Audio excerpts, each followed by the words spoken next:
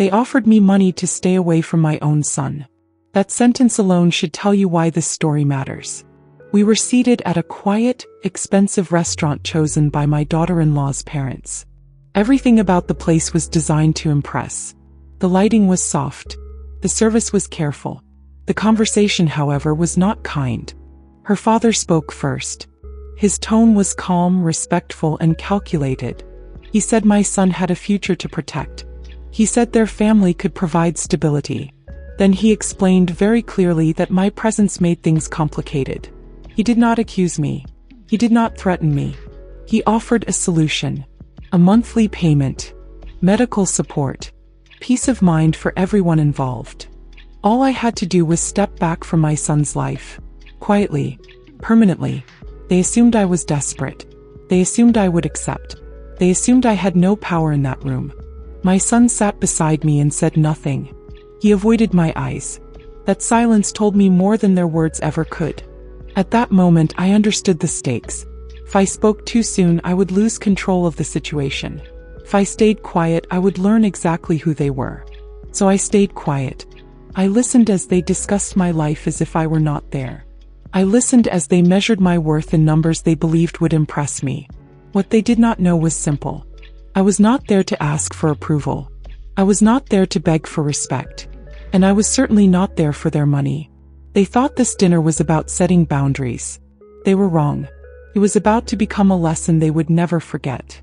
Before I tell you what happened next, you need to understand who I am. Not the version they saw that evening, but the woman behind it. I'm not a loud person. I never have been. I was raised to listen before speaking and to observe before deciding. Life taught me early that the people who rush to explain themselves usually have the least power in the room. I raised my son alone for many years. His father passed away when my son was still young. I worked steadily, lived carefully, and avoided attention. I taught my son discipline, patience, and independence. I did not teach him how to impress people. I taught him how to survive without them. As he grew older, he became ambitious. I supported that. I never wanted him to feel limited by my choices. When he met his future wife, I welcomed her without conditions. I believed marriage was about partnership, not control. What I did not expect was the quiet distance that followed. After the engagement, my son began speaking differently. He became careful with his words around me. He would say things like, "They're very formal," or "They're used to a different lifestyle." I noticed how often he said they, and how rarely he said we. That was my first warning. When he told me I would finally meet her parents, he sounded nervous. He suggested I dress simply. He reminded me not to feel uncomfortable. He meant well, but his concern revealed something deeper. He was afraid I would embarrass him. I did not correct him. I chose my clothes carefully that day. Modest. Clean. Unremarkable. I did not wear jewelry that held meaning. I did not mention my background. I did not prepare stories to impress anyone. I wanted to see the truth without decoration. People reveal themselves most clearly when they believe they are superior. The restaurant was chosen by them. High-end, quiet, and formal. The kind of place where status speaks before words do. I arrived on time. They arrived confidently. Introductions were polite but brief. Smiles were measured. Their eyes moved quickly, scanning details they believed mattered. They looked at my clothes. They looked at my posture. They looked past me. I recognized the behavior immediately. It was not new to me. I had seen it before in business meetings and social gatherings. The difference was that this time, it came from people who would soon be connected to me by family. That matters. Throughout the meal, the questions were indirect. They asked about my routine, not my work. They asked where I lived, not what I owned. They asked how often I needed help, not whether I offered it. Every question carried an assumption. I answered simply. I did not lie. I did not volunteer details. I allowed their conclusions to form without resistance. My son remained quiet. That silence confirmed what I already suspected. They were not evaluating me as a mother. They were evaluating me as a liability. At that point, I understood my role in that room. Speaking too early would have ended the conversation. Defending myself would have satisfied nothing. I needed to hear what they were truly willing to say once they felt safe. That is why I stayed quiet. People often confuse silence with weakness. It is an expensive mistake. Silence is how you learn what others are planning to do to you. By the time the offer was made, I was no longer surprised. Disappointed, yes. Hurt, certainly. But not shocked. The dinner had already shown me enough. What they did not understand was that I had not come to negotiate my place in my son's life. I had come to understand theirs. And once I had that clarity, everything else became very simple. Once people believe they understand your place, they stop being careful. That evening was no different. As the meal continued, the conversation slowly shifted. It became less polite and more revealing. Her mother began speaking about their family's values. She talked about education, social circles, and expectations. Every sentence sounded reasonable on its own, but together they formed a clear message. They believed family was an investment and every investment had to be protected. She asked whether I planned to live with my son after the wedding. I answered honestly. I said I had my own home and my own routines. Her relief was immediate. She smiled and nodded as if a concern had just been resolved. That reaction stayed with me. It told me they had already discussed this possibility before meeting me. Her father took over the conversation. He spoke about responsibility, about financial planning, about how difficult it was for young couples to balance family obligations. He looked directly at my son while speaking, not at me. That too was deliberate. My son shifted in his chair but said nothing. I noticed how often he avoided my gaze. I could sense the conflict inside him, but conflict without action changes nothing. Silence in that moment became a choice. Then the questions became more personal. They asked about my health. They asked about my expenses. They asked how I managed on my own. Each question carried a quiet assumption that I depended on others.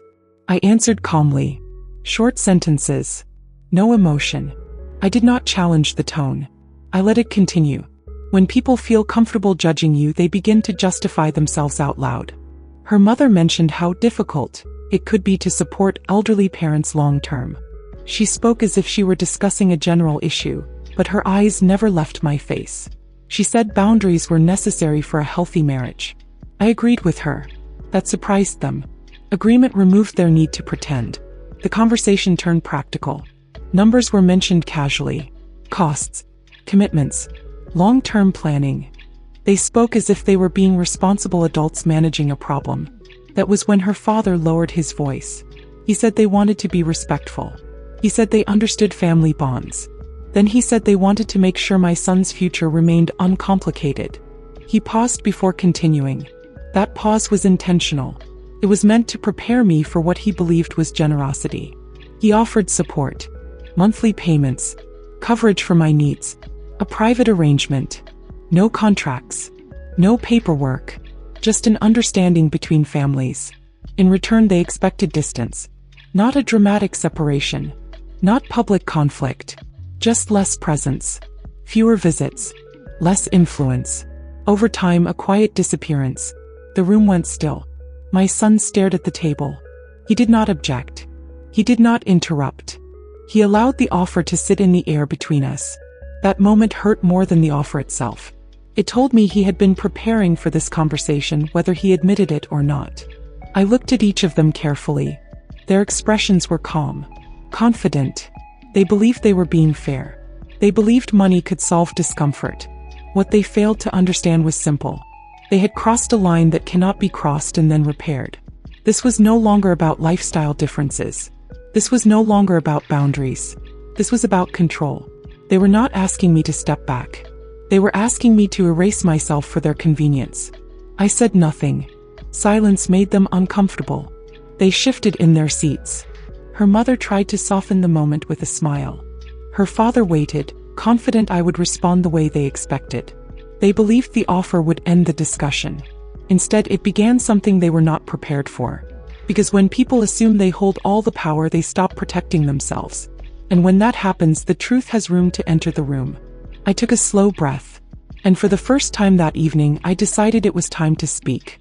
When I finally spoke, I did not raise my voice. I did not lean forward. I did not change my posture. I simply asked a question. I asked whether they truly believed money could replace a mother. The table went quiet. Her father smiled politely and said they were only trying to be practical. He said emotions often complicate situations that require clear thinking. He said their intention was to prevent future conflict. I nodded. Then I told them something they were not expecting. I said I understood exactly what they were trying to do. I said I respected their concern for stability.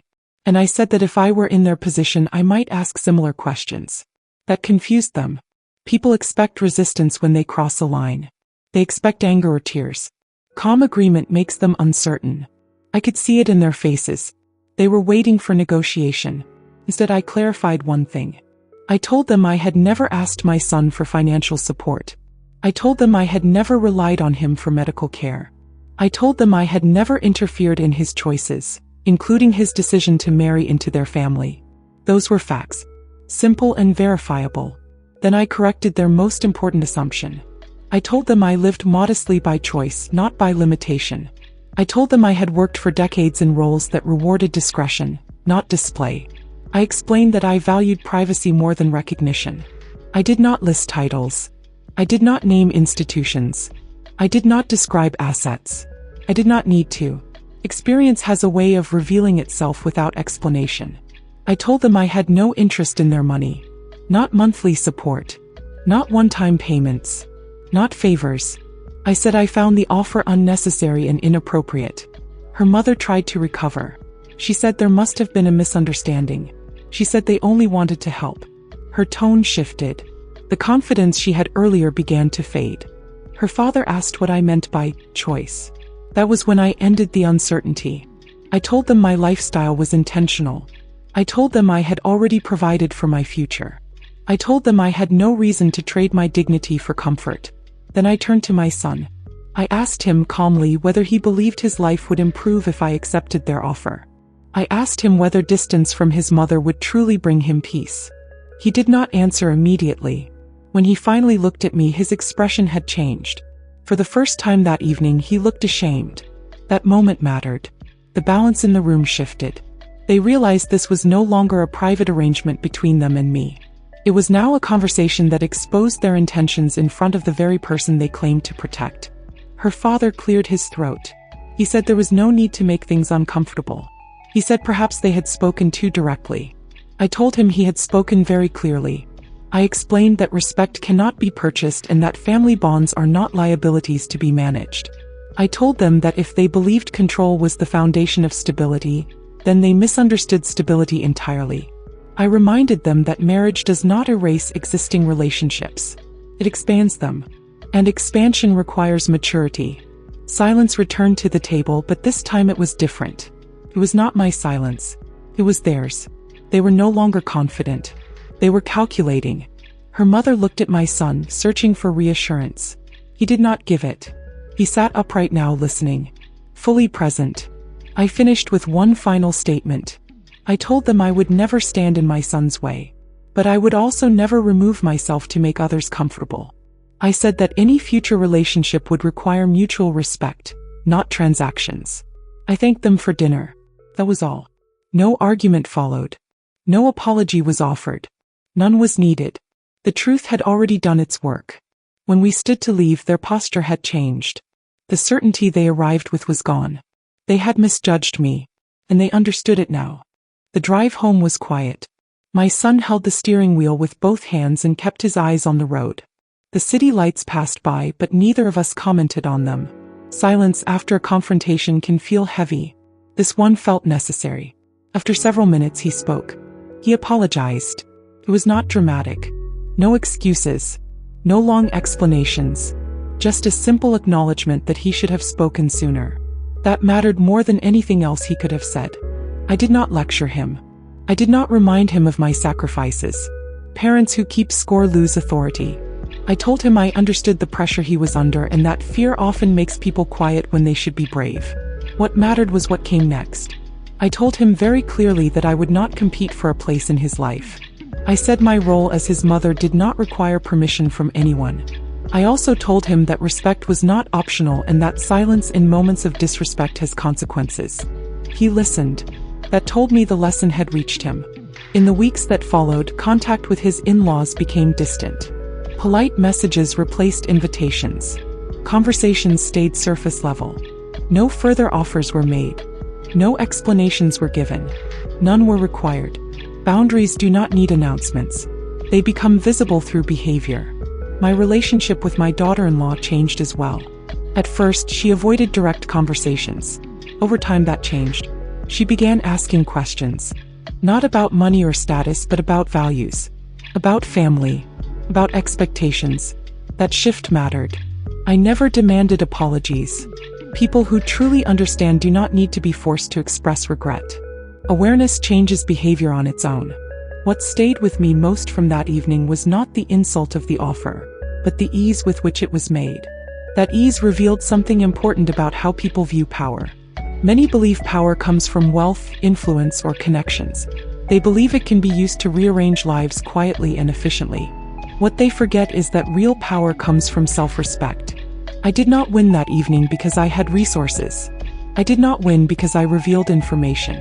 I won because I refused to be reduced. Dignity is not loud. It does not announce itself. It waits. And when it speaks, it does not need reinforcement. If you take one thing from this story, let it be this. Never confuse simplicity with weakness. Never mistake silence for consent. And never believe that your place in someone's life can be negotiated without your agreement. People will always test boundaries they believe do not exist. When you define yours calmly and clearly, the right people adjust. The rest reveal themselves. That night, they thought they were protecting their future. What they actually did was teach me exactly how to protect mine. And that lesson was worth far more than the money they offered.